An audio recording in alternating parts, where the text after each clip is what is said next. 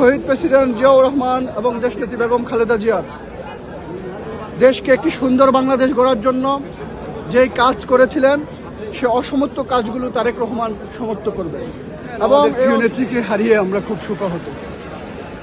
কালকে আমরা জানা যায় কোটি কোটি মানুষের অংশগ্রহণ করেছে। আজ আমরা এসেছি ম্যাডামের কবর জিয়ারত করার জন্য।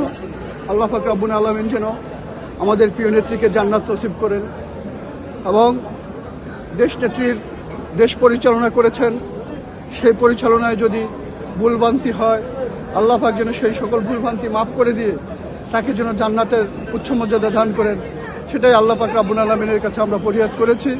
এবং আপনি যেই কথা বলেছেন তারেক রহমান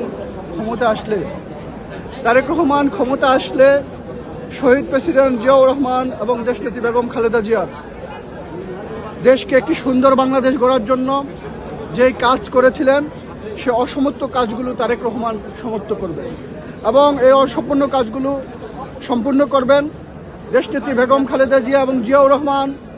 এই স্বাধীনতার পর থেকে দেশটিকে একটি সুন্দর কার্যকর একটি বাংলাদেশ, গণতান্ত্রিক বাংলাদেশ, একটি সার্বভৌমত্ব বাংলাদেশ উপহার দিয়েছেন। দেশনেত্রী বেগম খালেদা জিয়া সেটাকে ট্রেনে আজকে এই জায়গায় নিয়ে আসছেন। এখান থেকে আমি মনে করি খালেদা জিয়ার সুযোগ্য সন্তান শহীদ প্রেসিডেন্ট জিয়াউর রহমানের সুযোগ্য সন্তান তারেক রহমান বাংলাদেশের যদি ক্ষমতা পান এবং বাংলাদেশের মানুষের সেবা করার যদি সুযোগ পান, তাহলে আমি বিশ্বাস করি বিশ্বের দরবারে বাংলাদেশকে মাথা উঁচু করার জন্য যতটুকু যা করার দরকার তিনি তা করবেন। কারণ তার রক্তে, শরীরে জিয়াউর রহমান এবং খালেদা জিয়া রক্ত প্রবাহিত। অতএব জিয়াউর রহমান এবং খালেদা জিয়া বাংলাদেশে যতদিন বেঁচেছিলেন খাঁটি দেশপ্রেমিক হিসাবে বেঁচেছিলেন।